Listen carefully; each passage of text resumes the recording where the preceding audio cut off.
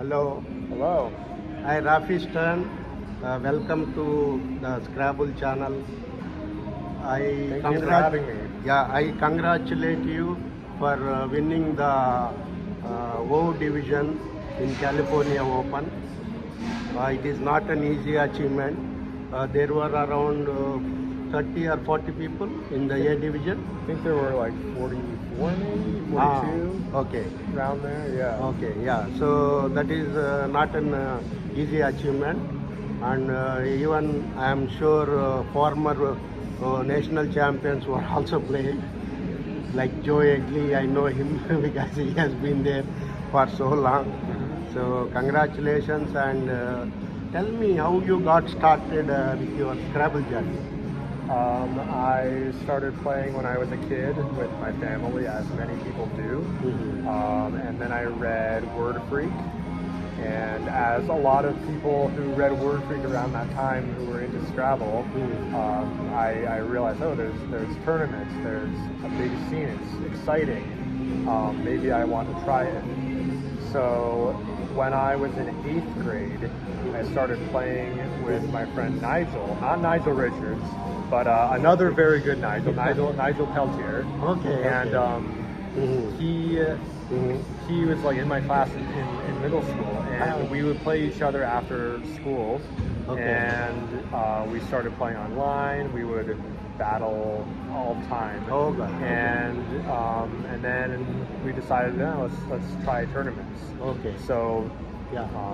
No, I just want to know at what age you started. You said school, but at what age and when did you become serious about it? at what age? My first tournament was when I was 14. I was in 9th grade. Oh God. So It's around 14, 15 years age. 14 years old, yeah. Oh, okay. Nice. And then I was pretty hooked after that. I would say probably I became hooked more after my second tournament. My first tournament I did okay. I won more games than I lost, but I didn't win the tournament. Oh, that is good. No, first tournament we generally don't have a chance because there are already seasoned professionals. Yeah. Yeah. But my second tournament in the bottom division, I won my division. And after that, I was pretty hooked. I was like, whoa, I'm actually pretty good at this. Yeah, of course. And it's fun to win money when you're a kid. Yeah, so. of course. Yeah, it's not big. Anyhow, we'll come to about the money part later. So, for any person who wants to play Scrabble at a tournament level, what is your idea and what do you want to tell them? Because I want to promote Scrabble, and Scrabble will be in a big way in the future, and it is also as glamorous and as attractive as chess. I feel sometimes that it is more colorful than chess. What do you say? Yeah, so if someone wants to get into tournament Scrabble, and they really like math, they really like words, they really like games that have a large element of skill but also have some element of luck, then give Scrabble a try. It's a phenomenal game.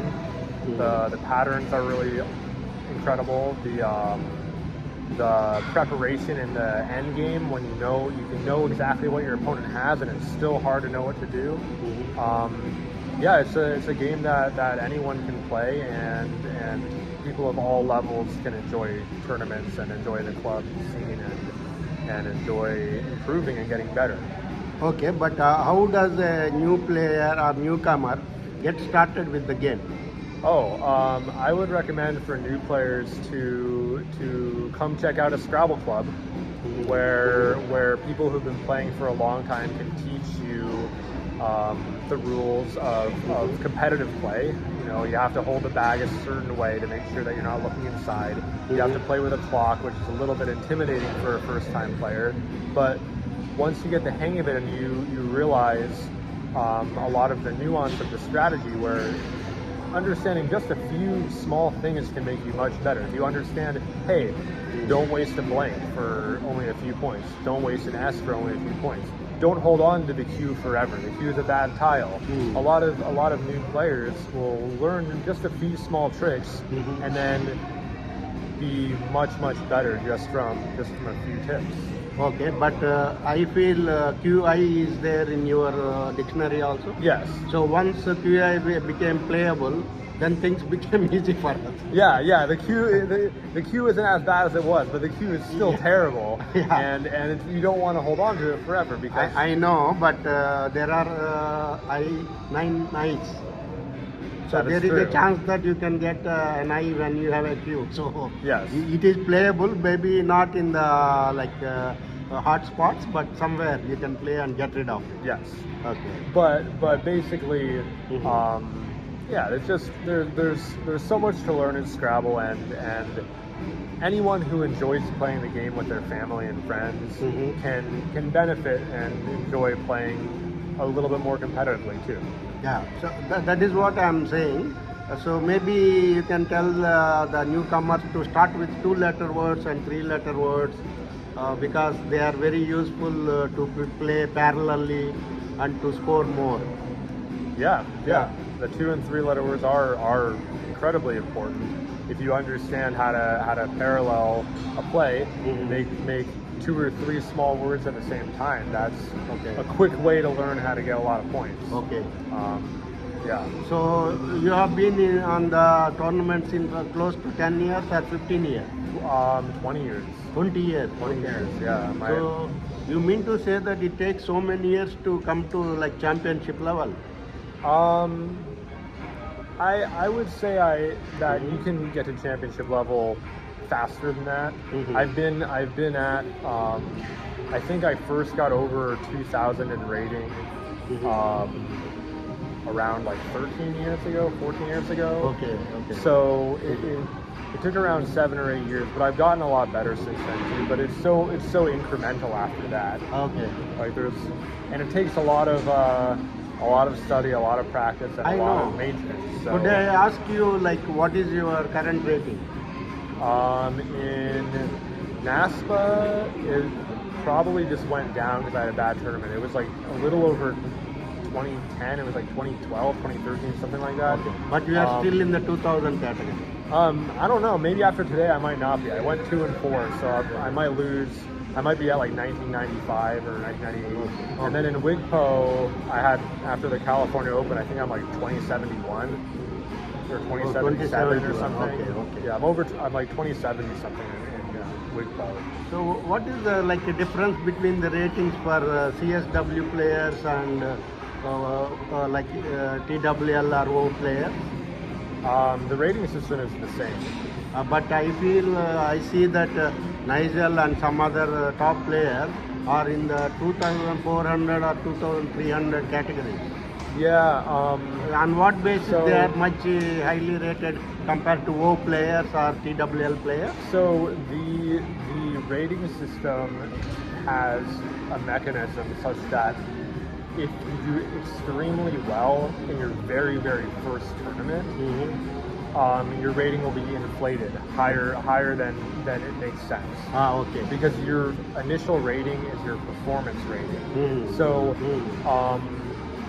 if a player goes in and has an amazing tournament, they could be rated, like if they are a very good player, a player who would normally be rated maybe 2100, 2150, if they come in and they have a 2400 performance rating, then their initial rating is 2400, which is not accurate. Of course, yeah. Yeah, so it's just a flaw in the rating system, Mhm. in the way that initial ratings are sometimes calculated.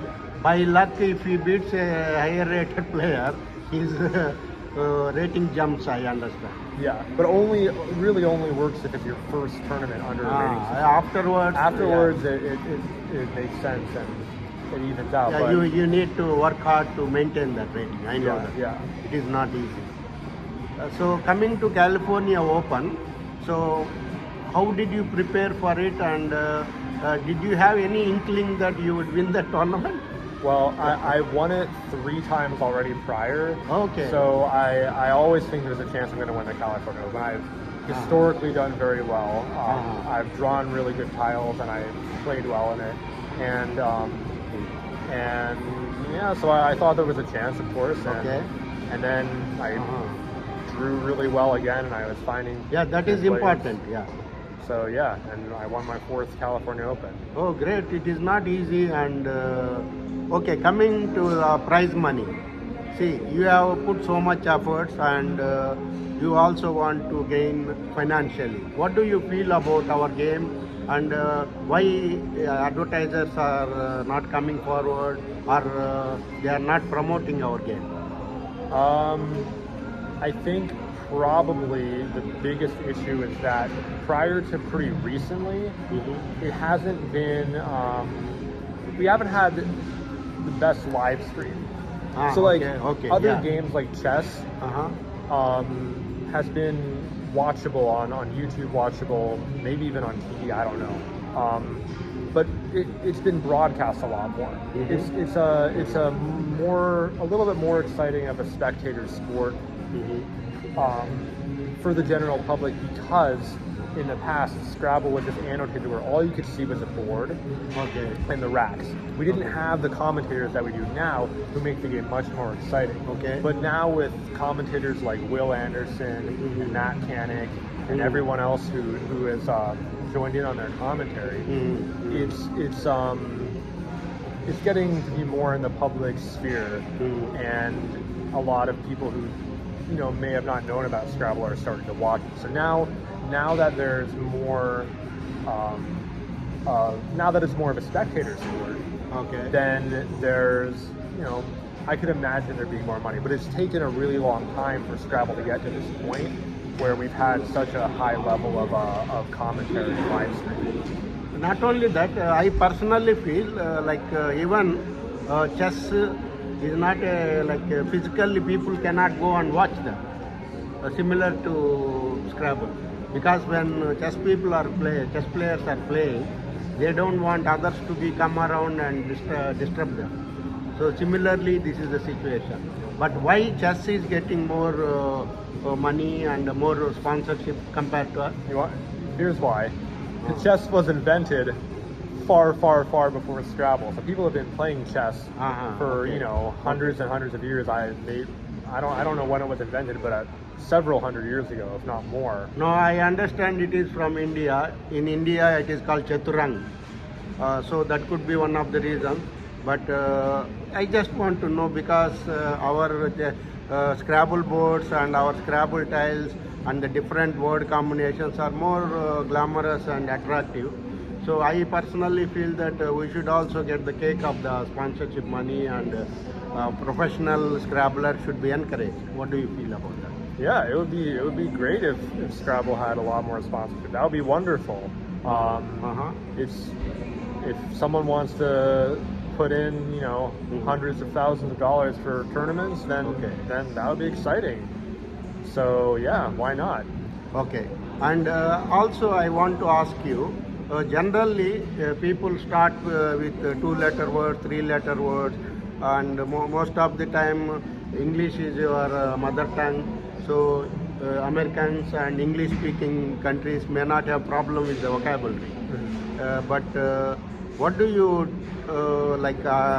tell or say about people whose mother tongue is not English, like Asians and most of the Europeans? So what do you advise them to get hooked to Scrabble?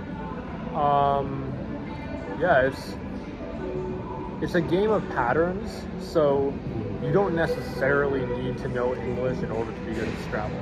It definitely helps, because that way you already know a lot of the words already, common words already, yeah, the already. words that people use in regular speaking. But there have been players who didn't speak very much English who have even won the world championship. Of course, Players from Thailand. Yeah, Thailand and even Nigeria, African countries are also coming in a big way. Yeah. Yeah, though they speak English, because most of these countries were having an influence of British rule. Yeah. So, what is your proficiency level about vocabulary? Let us say, how many words you know, like thousands, 20,000, like 7s, 8s, or 9s. Can you tell us? I could, in theory, I could go through a whole tournament and not miss a bingo. It's Okay. pretty rare. Okay. I usually will miss a couple, but I've gone over all the 7s and 8s. I usually find all the 7s and 8s. So, and then like everything up to 8-letter words, I looked at several times. Okay. Yeah. And do you practice these words on Aerolith or some other software? Yeah, I practice on Aerolith. I practice on Sisypha. Yeah, I try to stay fine-tuned. So, do you practice nines also? Because I see some top tournament players practice nines also on that platform. I've gone over 9s a little bit, but the payoff per amount of time studying is not very high. So I haven't looked at all the 9s, but I have looked at the higher probability 9s because they do come up a decent amount, and it is worth looking at 9s a little bit. But I find it more important to make sure that I know the 7s and 8s and all the shorter words better. So I don't spend a huge amount of time on 9s, but only if I feel like doing something a little crazy.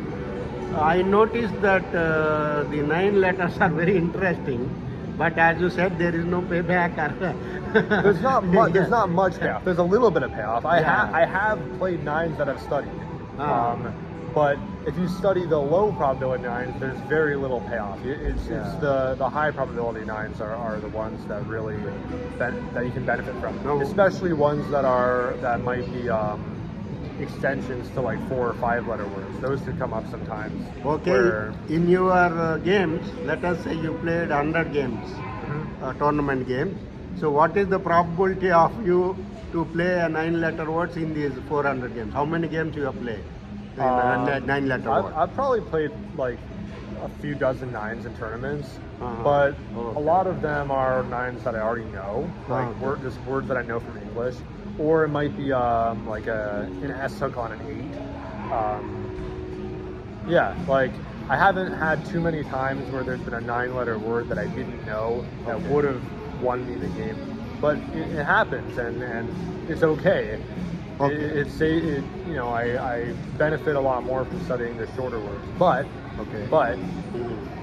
I do wish that I knew all the 9s because it would be cool to be able to know them all. I know, but as you said, for example, in my case, I tried 1,000 9-letter probability, but then I found it is not worth, because first of all I need to master 7s and 8s. Then I stopped doing that. Yeah, that I think that's the main reason to not necessarily go into 9 super fast is unless you really know all the shorter words, the 9s aren't going to be super helpful. Many newcomers and even intermediate players, when they come to a tournament, they are scared of playing players who are at master level or expert level. So what do you tell them, and what do you suggest for this situation? If you're playing an expert player and you're a relative newcomer, then it's going to be probably a pretty hard game, but you'll be able to learn a thing or two, and hopefully you're playing an opponent who is gracious in victory, and you can talk about the game afterward and you can get some pointers, or maybe you'll find some good words and surprise them and beat them. I mean, it does happen. So yes, of course. Any player who has put in some time and learned some words and learned some strategy has a chance of beating an expert player. So it's no guarantee that you're going to lose. So keep fighting. Okay, and I just want to know your mindset. Let us say in a tournament you come across people who are much like let us say rated 200 or 300 rating points below you, and some are above you, or let us say assume that maybe 50 or 100.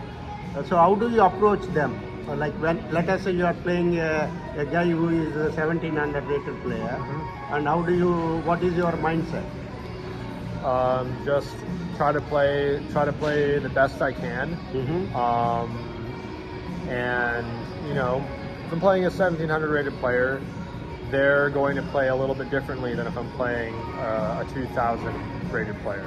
So I have to take into account, you know, word knowledge might be a little bit weaker. I have to take into account that strategy might be a little weaker. Of course. And so, yeah, I might change my play a little bit depending on the situation, but I don't, you know, I don't let the level of my opponent get in my head at all. I just, you know, try to play the best I can given the situation that I'm in. But that situation definitely does, like my opponent's skill level definitely factors into how I'll make my decisions. Okay, yeah. Do you play the board or do you play the opponent? Are your racks? Both. So, Both. yeah, okay. Both. Yeah. Oh, yeah. That is important because some persons, like expert CSW players, told me that they don't care who they are playing, and they also told that they just focus on their game, on their racks, and that is how they play. Some of them. So it is also nice to know that you consider both the factors. That is good to know. It's not a large factor, but when there's plays that are pretty close. Okay. Like a good example is if you're playing against a player who is not as strong, then if you have two options and one of them makes your opponent's decision easier, like say you put an easy tile in the triple lane and it's likely that they can score, you know, 30, 40, 50 points, it might be better if the two plays are otherwise very, very close to make the play that doesn't do that, because if you're playing an opponent who might struggle in a certain type of position, then, you know, it might be worth making them have to think more. Okay. Instead of being able to just play, you know, like a W for 40. Okay. And also, what is your opinion about the luck factor in Scrabble? Many players complain that they didn't draw well. What do you say about it? Yeah, there's a game to game, tournament to tournament. There's a humongous luck factor, but you know, if you play 1,000 games, then the better players are always going to be winning more. But yeah, it can be really frustrating. It can be frustrating to you know, be doing well in a tournament, in an important tournament, and you know, have 6 games in a row where you don't draw a single blank. That's happening before a nationals, and it's frustrating. But you know, it also it also goes the other way, where you know, I've had tournaments where I draw way more blanks than expected, and there's so many different ways to quantify luck. It could be your opponent misses a bingo that they normally see. It could be that you draw a miracle bingo. It's crazy. There's definitely a luck factor, but you also can make your own luck if you understand what tiles to keep. If you understand how to you know, position yourself to have a better chance of bingoing, to have a better chance of scoring, to make it harder for your opponent, then you know, in the long run, skill is going to prevail every time. No, I know, but today also, as we were discussing, luck played a role in your bad luck. Oh yeah, right?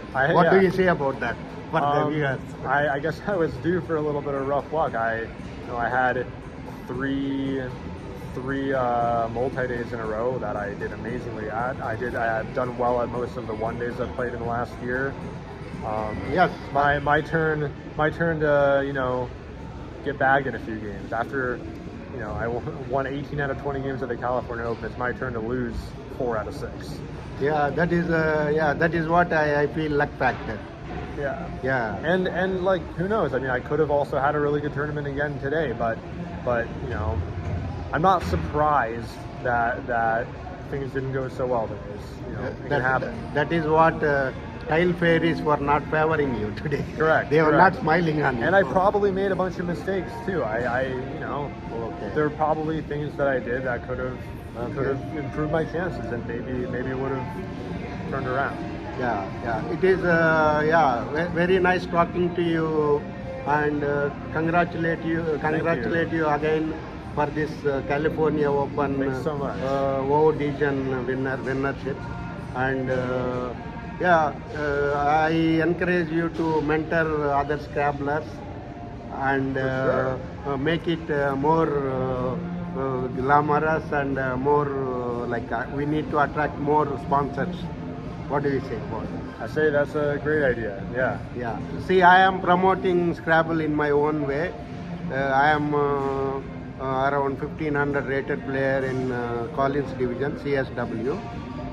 I keep talking to champions and not so champions also, because we need to get their opinion.